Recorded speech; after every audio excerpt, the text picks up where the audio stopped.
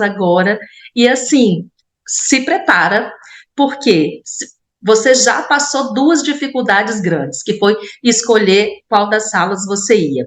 E agora, a dificuldade também vai ser grande, porque de um lado, a gente tem inteligência artificial.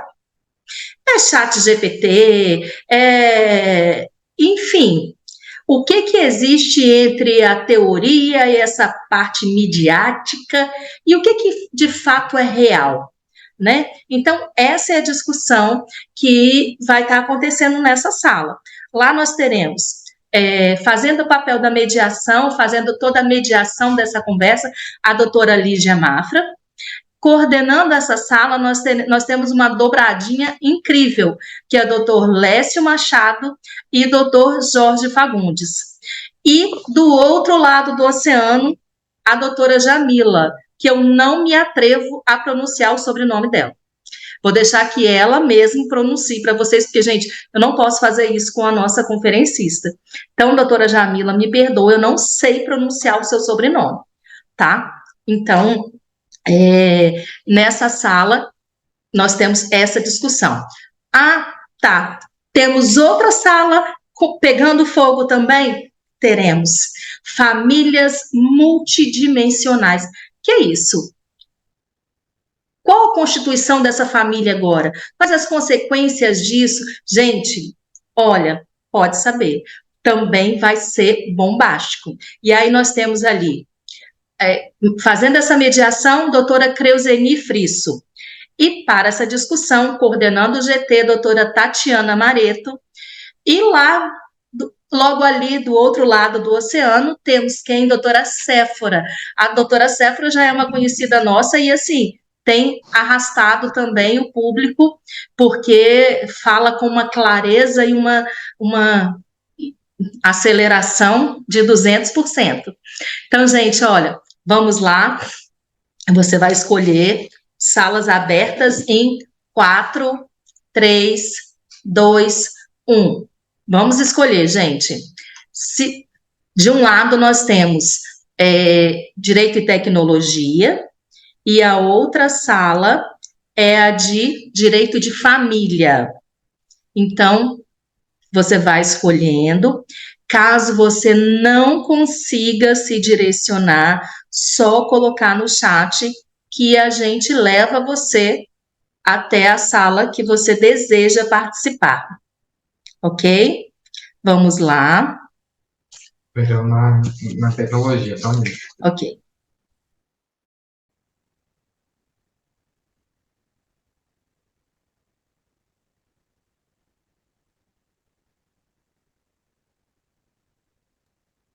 Vamos lá, então. Não estou vendo mais a movimentação de entrada na sala, então vou dar início ao nosso grupo de trabalho, que hoje vai falar sobre inteligência artificial, entre ser e o querer ser, um debate sobre o estado da arte e a euforia midiática. Hoje eu vou ser a anfitriã do nosso grupo de trabalho. Meu nome é Lígia Mafra, eu sou advogada criminalista, eu sou mestranda em Direitos e Garantias Fundamentais, sou vice-presidente da Abracrim do Espírito Santo, sou membro da Associação das Mulheres de Carreira Jurídica e estamos estudando essa temática de Direito e Tecnologia no grupo de pesquisa Estado e Constituição, que é exatamente o que nós vamos falar sobre hoje, né? Sobre inteligência artificial, essa interseção entre direito e tecnologia. Acho que vai ser um debate muito rico. E para já começar, sem mais delongas, eu vou apresentar para vocês os nossos coordenadores e a nossa profissional de Portugal. Nossos coordenadores são o Jorge Alexandre Fagundes, ele é mestrando em negócios internacionais pela Universidade de Ciência e Tecnologia de Miami, nos Estados Unidos. Ele é advogado especialista em direito empresarial, membro do Comitê Jurídico da ANPPD e da ANADD, membro do DTEC, Estudos de Direito Digital e Proteção de Dados, da UFMG, certificado pelo Instituto Holandês EXIN como Information Security Officer e Data Protection Officer, com especialização em LGPD, GDPR, que é o regulamento europeu, e nas normas ISO 27001, 27.002 e 27.701. E temos também nessa dobradinha, como bem a Janaína colocou, doutor Lécio Machado. Ele é doutorando em Ciências Jurídicas Criminais em Coimbra, em Portugal. Ele tem mestrado em Direito pela Uniflu, especialista em Direito Penal Econômico e Europeu pelo IDPE, em Coimbra, Portugal. Professor universitário desde 2002, advogado e escritor do livro Comentários à Lei Geral de Proteção de Dados pela editora Lumen Juris, além de ser membro da Comissão Especial de Proteção de Dados da OAB Nacional. E lá do outro lado do oceano, que deve estar até tarde já, né, doutora Jamila? Nós temos a doutora Jamila Etchezar, mestre em Direito, Democracia e Sustentabilidade pela Faculdade Meridional de Passo Fundo, especialização em Direito do Trabalho, Processo do Trabalho e Previdenciário pela Unisc, de Santa Cruz do Sul, mestre em Direito Ambiental pela Università Ca' Foscari di Veneza, na Itália, diretora internacional da ABA Portugal, coordenadora do Grupo de Estudos de Direito Internacional da Comissão Nacional do Direito do Trabalho da ABA, professora e escritora de livros jurídicos. Acho que estamos aqui com credenciais melhores impossível, e eu vou já passar a palavra para os nossos coordenadores, doutor Lécio e doutor Jorge.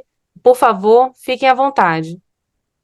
Boa noite, o doutor Jorge, ele ainda não ingressou, deve ter tido algum problema no trânsito, esse horário de 5h40, 5h35 é um horário um pouco difícil, mas ele já deve estar entrando. Mandei uma mensagem para ele. Quero cumprimentar a doutora Jamila, a doutora Lígia, a doutora Elisa Galante, e eu desde da última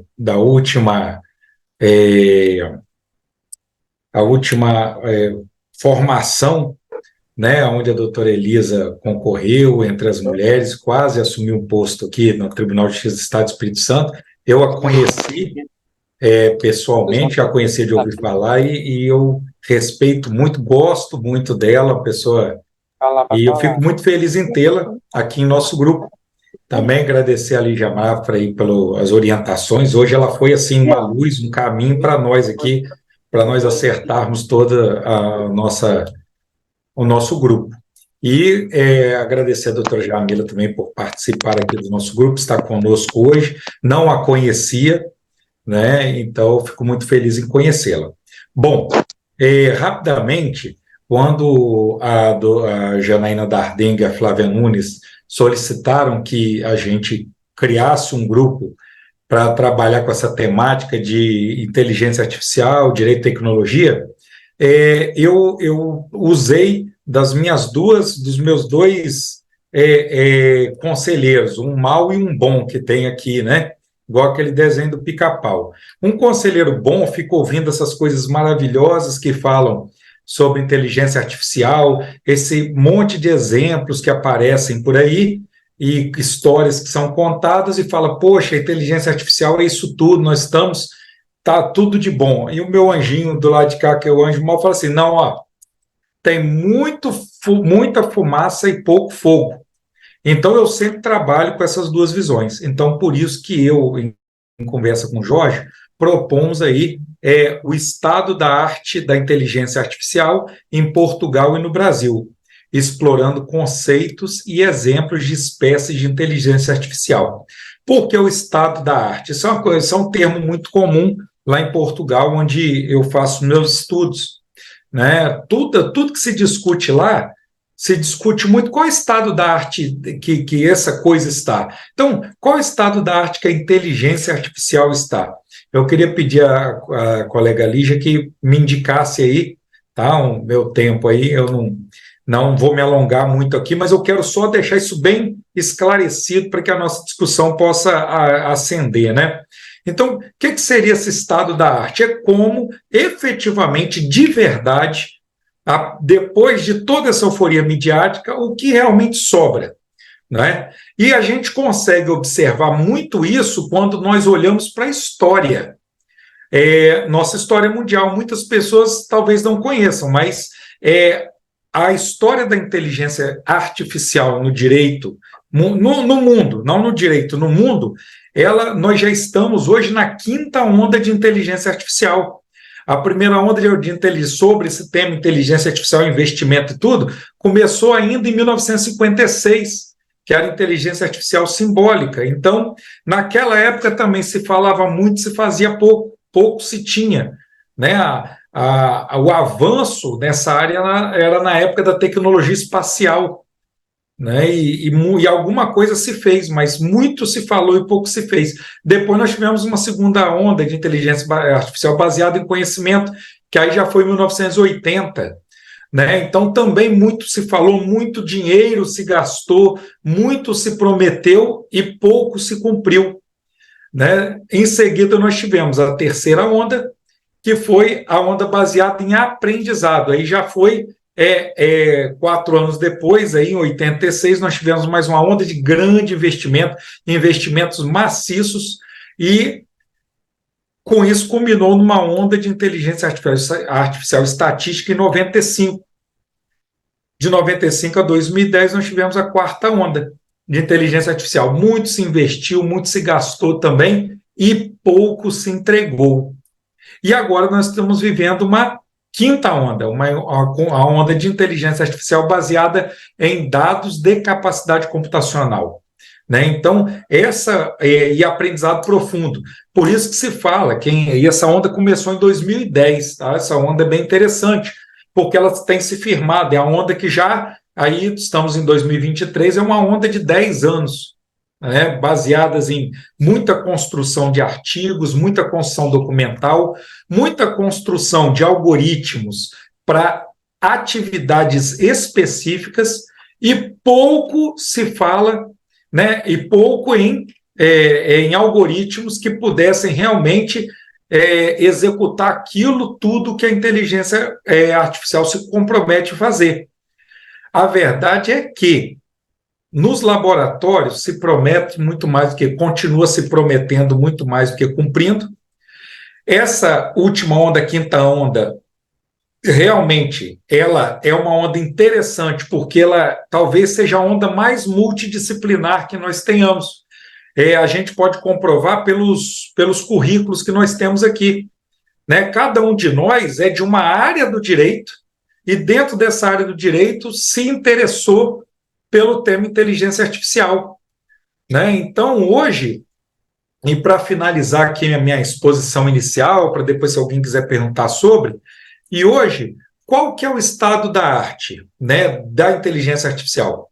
Nós temos hoje uma inteligência artificial começando, os laboratórios começando a produzir uma inteligência artificial ainda inicial, né, para atividades específicas.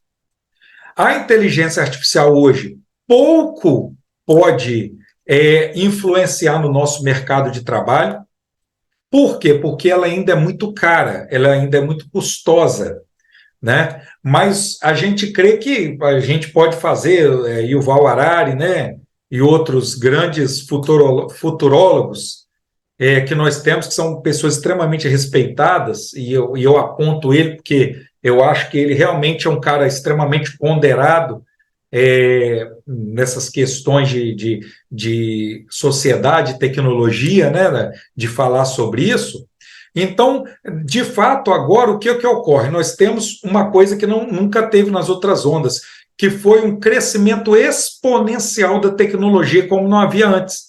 Então, por exemplo, há 20 anos atrás, nós conseguíamos projetar os próximos 20 anos, os próximos 30 anos. E, de fato, hoje nós não conseguimos projetar os próximos anos. E nisso tudo, aonde que entra o profissional do direito?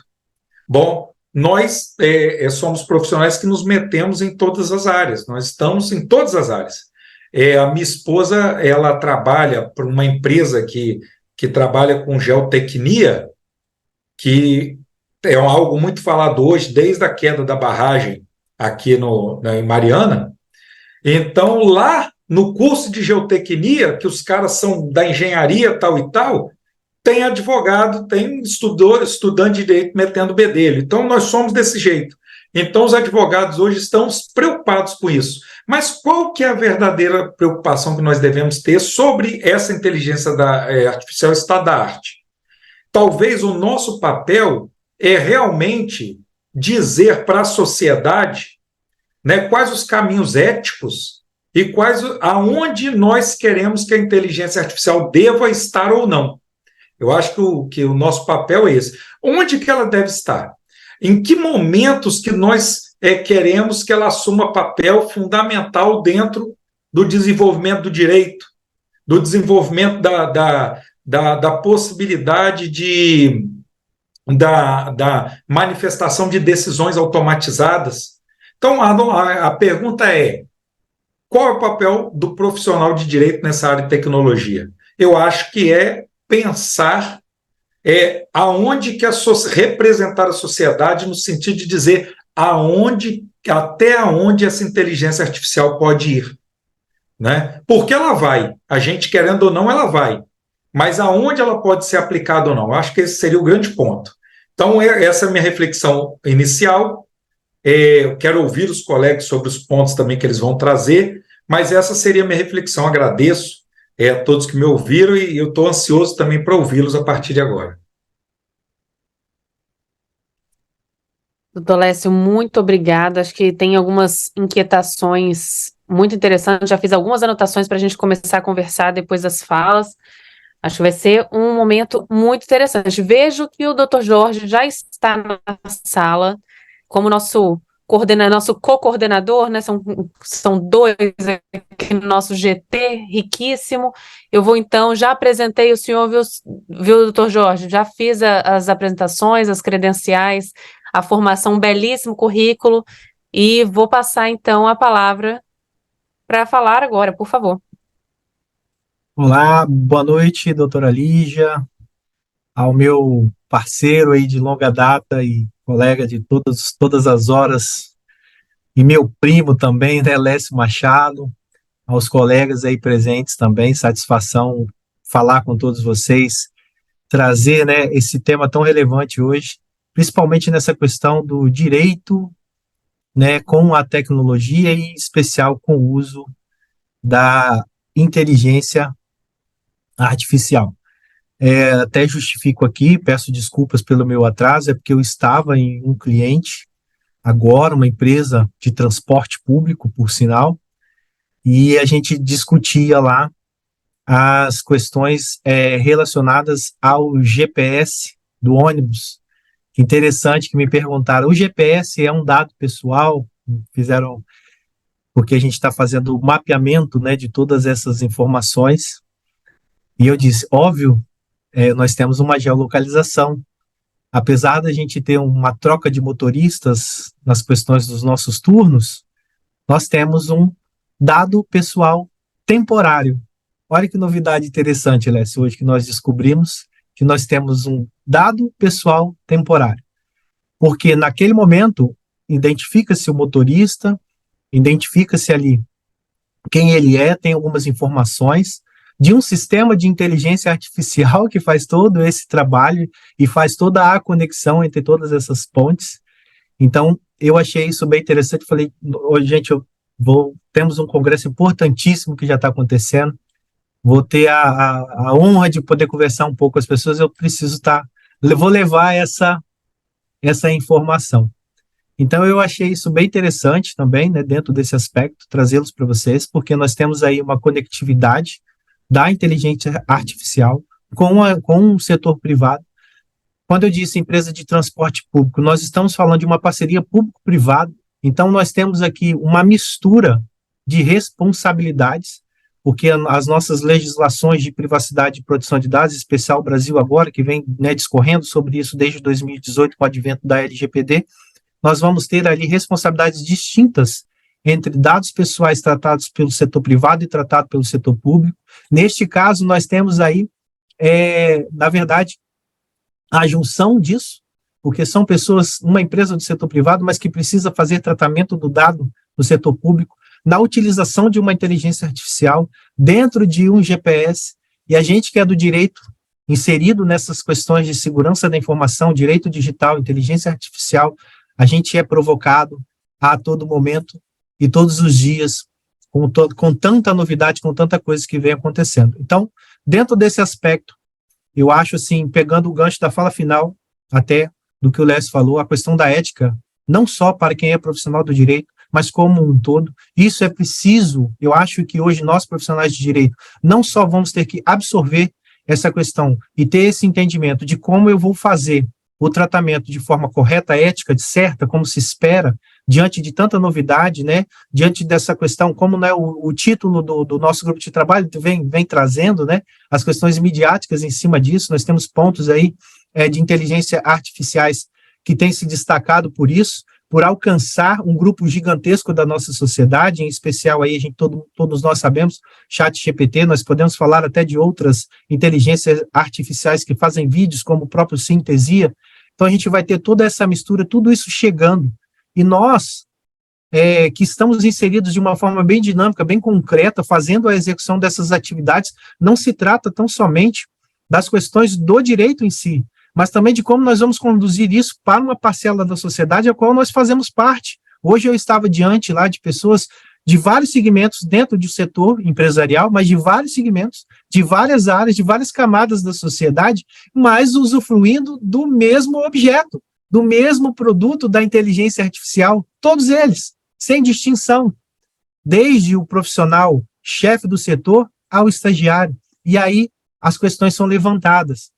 E aí a gente tem o prazer de estar naquele momento, de trazer algum esclarecimento, de aprender sobre como a sociedade vem absorvendo isso e entendendo como é a inteligência artificial, como eles têm o conceito das situações que o cercam hoje no dia a dia, porque a inteligência artificial, ela está inserida em todas as empresas, pelo menos as que eu passei, eu estou vendo, para mais ou menor grau, mas todas estão inseridas.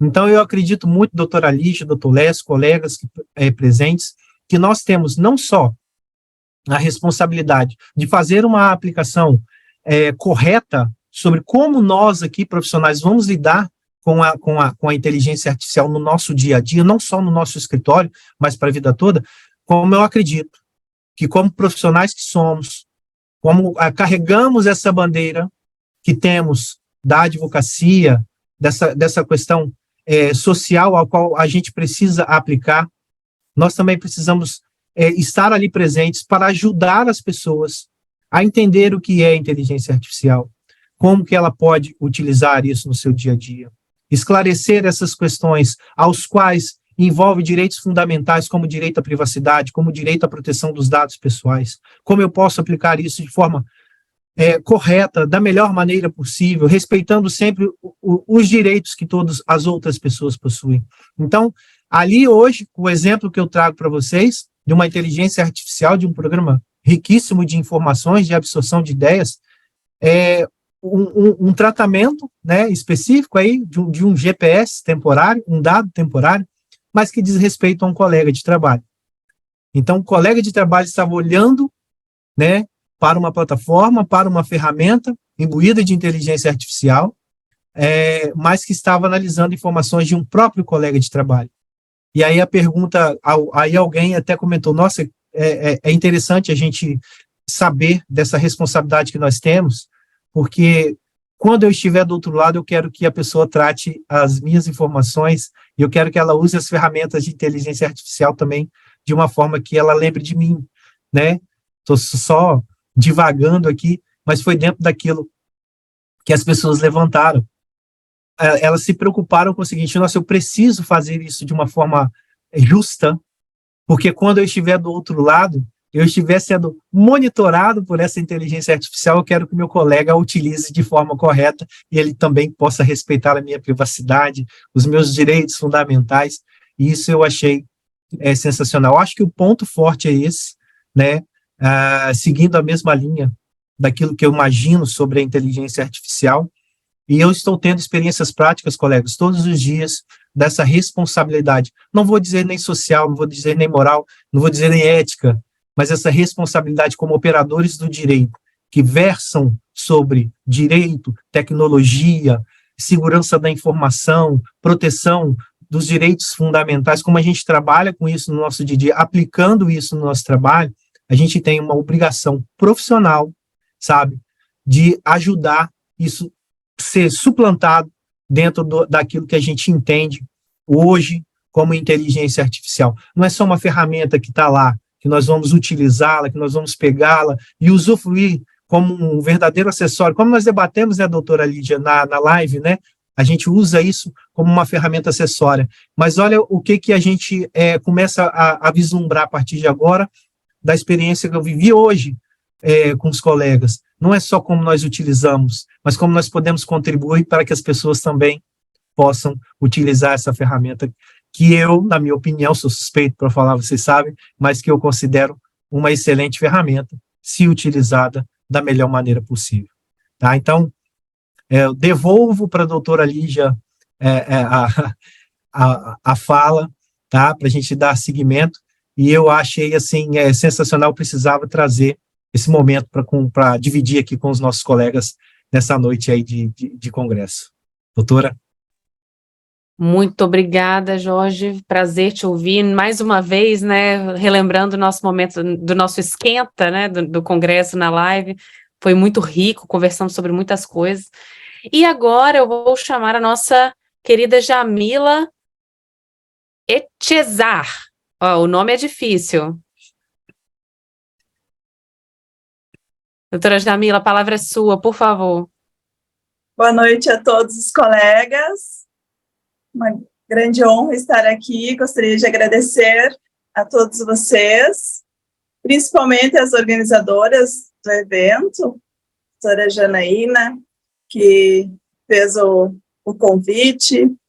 Gostaria de agradecer aos colegas que compõem a mesa e dizer que fiquei muito honrada com esse convite e de estar aqui com vocês na noite de hoje, aqui em Portugal.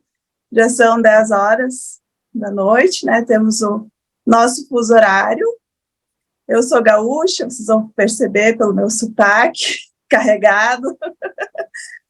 E gosto muito de falar sobre inteligência artificial, novas tecnologias. Organizei um evento aqui em Portugal mês passado, fui coordenadora de um evento aqui para mais de 100 advogados aqui na cidade do Porto. Sei da dificuldade de organizar um evento, então quero parabenizar a todos os envolvidos nesse evento e falar sobre esse tema hoje com vocês é uma grande alegria. Eu sou muito fã das artes, né, uma admiradora das artes. Quando eu escutei o nome do GT, fiquei entusiasmada, né, e curiosa dessa ligação das novas tecnologias com as artes, né. E agora, ouvindo o professor Lécio e o professor Jorge falarem um pouco sobre o tema, me veio uma questão na mente, se as artes, né, a história, vem sabotando a evolução das novas tecnologias, vem atrasando ou acelerando essa evolução, essa implementação das novas tecnologias, da inteligência artificial no nosso cotidiano. E eu acredito que sim, né? Por quê? Porque tem essa questão antagônica de proteção do meio ambiente, né? Proteção do patrimônio histórico e a evolução que é utilizada através da inteligência artificial, das novas tecnologias. O doutor Lécio falou que estuda em Coimbra, né? Coimbra é uma faculdade que é uma obra de arte, né? Uma faculdade histórica maravilhosa. Eu estudei na Itália também, tem muito patrimônio histórico cultural, e eu percebo que tem, né, um pouco essa ligação entre a história, a arte e a tecnologia. Na Itália, recentemente, teve um apelo para a não implementação da certificação energética em função do patrimônio histórico cultural italiano, né, que eles não querem alterar a forma, né, dos prédios históricos na Itália. Já aqui em Portugal, tivemos essa liberação para alterações no patrimônio histórico cultural, nos prédios culturais, nos prédios históricos aqui em Portugal. Então, vejamos que dentro da Europa temos dois lados da moeda, né? A Itália, que diz não ao avanço tecnológico, e Portugal, que incentiva esse avanço. Isso eu estou falando na área de certificação energética, que é uma área de novas tecnologias também.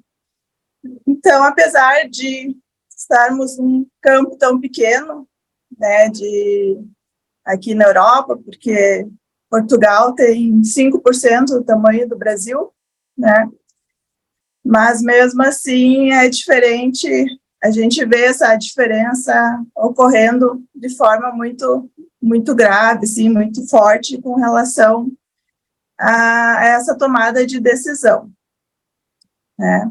O Dr. Lécio comentou também sobre a Revolução Industrial, né, comentou sobre as evoluções, essa evolução que ocorreu até hoje, que hoje estamos na 5ª Revolução Industrial, né, que é a tão chamada Revolução Industrial da tecnologia, né, das novas tecnologias, que estão sendo utilizadas em todas as nossas áreas do cotidiano, né. Aqui, por exemplo, em Portugal, está cada vez mais presente em todos os campos, né, a inteligência artificial. Portugal está na vanguarda aqui da Europa, nessa área da utilização das novas tecnologias. Desculpa pelo barulho, que está um pouco de trânsito aqui, apesar de ser tarde já. E tanto os portugueses, eles buscam a utilização das novas tecnologias, da inteligência artificial, por um lado. Por outro lado, eles têm um receio muito grande com questão da segurança tecnológica.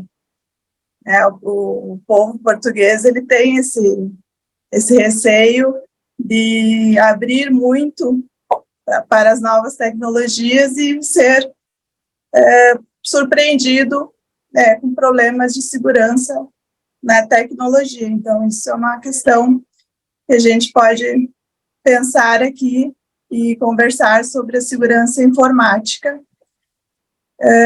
Mas o Portugal, ele é pioneiro, como eu falei para vocês, e temos um projeto, que o Dr. Lécio falou que nós não estamos mais projetando, mas Portugal projetou 2030, que é o projeto de aplicação e desenvolvimento da inteligência artificial aqui para Portugal, que é a AI 2030. Foi lançada esse ano aqui em Portugal, e vamos ver como que vai atuar esse projeto, né? Se vamos ter um futuro próspero, né, no tocante a essa utilização das novas tecnologias.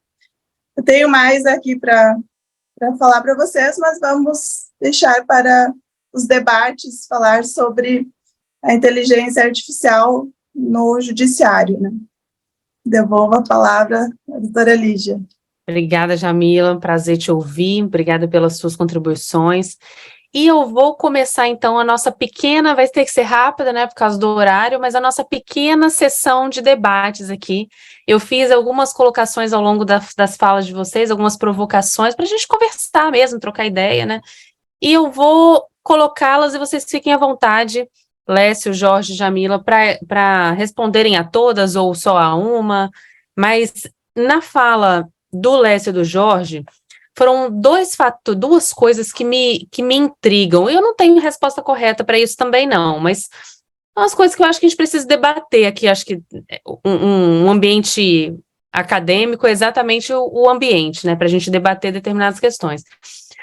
Uma coisa que eu estava comentando, Lécia, sobre que nós, enquanto sociedade, vamos ter que decidir o que vamos querer fazer com a IA, em que área nós vamos querer, né? E me veio à mente o seguinte ponto: o CNJ tem uma resolução, se eu não me engano, número 332, e já é de 2020, não é tão novinha, regulamentando o desenvolvimento e a utilização de inteligência artificial no Poder Judiciário, aqui no Brasil. Só que isso é uma resolução, é uma regulamentação administrativa, né? Isso não partiu de um debate democrático. A sociedade não decidiu se ela quer ou não usar a inteligência artificial no processo decisório no judiciário. Então, eu coloco essa questão, né? Será que não precisa de um debate verdadeiramente democrático? E uma outra questão que o Jorge levantou, que eu achei assim fenomenal, eu tenho batido um tanto nessa tecla, é a questão da desigualdade de acesso, né? Queremos que todos tenham acesso, que todos bem utilizar essas tecnologias, mas nós temos, além de uma desigualdade material, né, efetivamente de acesso a determinados bens e serviços, mas em relação a essas tecnologias parece que cria uma discrepância ainda maior, né? Porque a gente, além da dimensão do acesso, a gente tem uma desigualdade da dimensão da compreensão, né? Então, será que a gente precisa do que para avançar em relação a isso?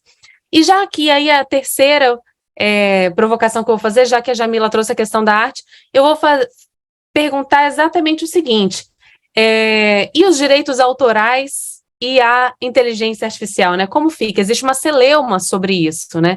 Sobre como essas inteligências artificiais se alimentam dos dados e de coisas que foram produzidas por pessoas sem fazer nenhum tipo de crédito, de menção, enfim, não existe, né? Como ela constrói uma coisa nova a partir de uma coisa antiga, se cria, inclusive em relação às imagens, eu acho que o pessoal da arte, né, das artes visuais tem sofrido um pouco mais com isso, tem sido uma celeuma em relação a isso. Mas, de qualquer forma, será que também não é um outro ponto, e aí, nesse ponto fica a minha provocação, será que algum conhecimento é realmente original? Será que todo o nosso conhecimento já não é feito derivado de outro? Né? Então, eu vou deixar aí essas 3 provocações e, por favor, tomem a palavra para respondê-las.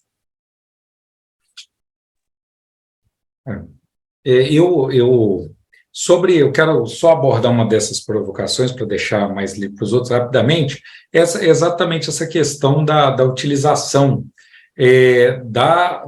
dos algoritmos, dos programas, dos sistemas de inteligência artificial no judiciário, não no poder judiciário, no judiciário como um todo, quer dizer, no nosso sistema de justiça, né? Que quando a gente fala de sistema de justiça é mais amplo do que o poder judiciário, quer dizer, em todas as áreas judiciais, extrajudiciais e tal.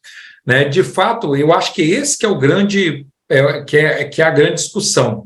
Se nós não nos preocuparmos em fazer uma discussão sincera sobre isso, entendendo que não tem como barrar, mas nós temos como regularizar e criar esforços para entender aonde o uso da inteligência artificial vai ser possível ou não, a partir de então nós vamos ter decisões importantes. Por exemplo, eu tenho um projeto que faz parte das coisas que eu escrevo, que por exemplo, eu tenho uma facilidade com a área de execução penal, trabalho há muitos anos na área de execução penal. Então, um sistema de execução penal baseado em inteligência artificial, da forma que nós temos a nossa legislação hoje, ele é muito vantajoso para a nossa sociedade. Bom, por que isso, Lécio? Porque nós temos aí uma pequena parte, mas uma pequena parte mesmo da comunidade carcerária que necessita efetivamente da atuação de um juiz, de um promotor e de um advogado. O indivíduo que está dentro do sistema carcerário, ingressou, vai progredir, tem um bom comportamento, né, um comportamento adequado, e tem o requisito objetivo cumprido, ele não precisa de uma decisão judicial para que ele progrida. Então, uma máquina, uma decisão automatizada pode lidar com isso muito bem. E eu estou falando da maioria dos encarcerados. Agora, exatamente um grupo menor de encarcerados, ele vai necessitar, sim, da atuação do juiz, do promotor, do advogado, né? Então, é só um exemplo. Então, muitas vezes o indivíduo fica encarcerado num regime mais severo do que ele merecia pela falta de alguém né, de uma capacitação, de uma melhoria no sistema de justiça para garantir uma rapidez na progressão dele. Isso poderia ser feito assim automaticamente por uma máquina a partir de cliques de pessoas humanas que vão determinar se aquele indivíduo tem uma conduta ou não, né? Mas o requisito objetivo vai ser implementado. Então, esse seria um exemplo. Agora, o que nós temos hoje? Olha que interessante, o Ministério Público, no mês passado, o Conselho Nacional do Ministério Público notificou todos os ministérios públicos de todos os estados do Brasil para responder ao Conselho Nacional do Ministério Público até onde o Ministério Público está utilizando inteligência artificial. Quer dizer, até o mês passado, o próprio Ministério Público estava usando algoritmos de inteligência artificial em várias das suas atividades diárias, mas o Conselho Nacional do Ministério Público tinha sequer conhecimento do que era utilizado e de que forma é utilizado. Dessa turma toda, nós tivemos uma boa resposta. Muitos dos níveis do Ministério Público do Brasil inteiro responderam. Por exemplo, o Estado do Espírito Santo não respondeu. Né? Se a gente pega lá o relatório, um dos estados que não enviou nenhuma resposta é o Estado do Espírito Santo. Não enviou resposta porque não está utilizando, ou não enviou resposta porque não deu tempo, ou não enviou resposta porque está utilizando, mas ficou numa situação tão complexa que não pode responder. Então, isso é muito sério. Né? E, por último, só para finalizar aqui, eu olho o uso de algoritmo de inteligência artificial agora no cerco de segurança que nós temos hoje. Aqui, quem está no Espírito Santo sabe que hoje nós vivemos um cerco de segurança com mais de 700 câmeras instaladas, né? Então, nós temos humanos e sistemas de inteligência artificial vigiando pessoas. E quem está vigiando esses sistemas e esses humanos? Então, nós aceitamos muito facilmente o cerco tático de segurança no Estado do Espírito Santo sem questionar. E o sistema de inteligência artificial que ele usa, sem questionar muito qual a regulamentação feita sobre isso. Quem vigia, quem nos vigia. Então, eu termino aí só essa exposição tratando desse ponto. Um abraço, Leandro, chegou aí. Doutor Jorge. Pois bem, realmente, né, aquela pergunta, quem vigia o vigilante, né? Quem vigia o vigilante? Bom, sobre os temas que a gente trouxe, né, e aí, doutora Lígia, a gente retorna naquele ponto sobre a questão da desigualdade de acesso hoje, né, em relação à inteligência artificial, no que a gente diz assim, ela está sendo aplicada vertiginosamente, com a velocidade muito grande em todas as áreas, né? Só a título de curiosidade do uso da inteligência artificial, dentro daquilo que o Lécio mencionou, que o Conselho Nacional de Justiça pediu, nós temos aí 111 projetos desenvolvidos com inteligência artificial em mais de 53 tribunais no Brasil, isso com números de 2022, tá? Se a gente comparar com 2021, o crescimento foi de quase 171%. Então, quando, né, o CNJ falou assim, nossa, eu nem sabia que estava existindo, o número já era estratosférico, gigantesco, a participação disso.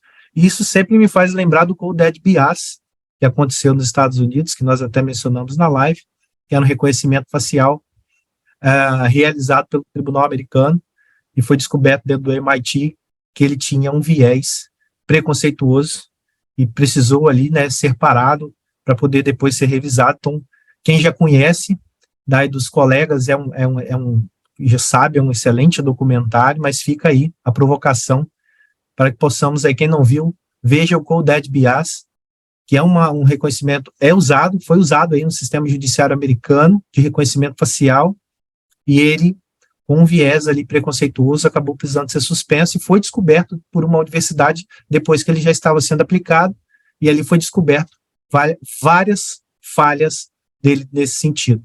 Então, a gente pode pensar não só no acesso, como aquele exemplo que eu trouxe hoje, né, de pessoas de vários segmentos ali, de várias profissões no nosso ambiente, observando a mesma ferramenta, a sua aplicação, a sua aplicabilidade concreta ali, na prática, no exercício da sua atividade, e também nesse sentido, de até onde vai a inteligência artificial dentro desses requisitos objetivos ou subjetivos em relação a possíveis criações de vieses preconceituosos ou não, né? Quais serão os critérios que serão abordados? A sociedade está realmente debatendo isso, porque quando a gente olha, raramente, tá, nós vemos projetos de inteligência artificial de sucesso ou de fracasso que tenham sido discutidos pela sociedade. Normalmente, nós temos um seleto grupo que debate sobre aquilo. Quando a gente fala da inteligência artificial, dentro de todos esses números que nós temos hoje nos tribunais e agora percebido pelo CNJ, nós não vemos a sociedade participando. Quando nós temos o sucesso de uma inteligência artificial como o GPT, né, pelo menos até então, ser usado, né, de uma forma coerente, ao menos, inteligente, nós não temos a sociedade debatendo.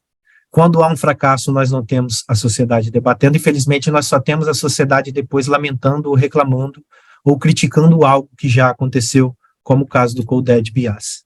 Então, eu acho que trazer a inteligência artificial para o debate público de todos, acessível a todos, para que todo mundo possa entender realmente o que está acontecendo, e aqueles que possam expressar as suas opiniões em relação a isso, é extremamente relevante.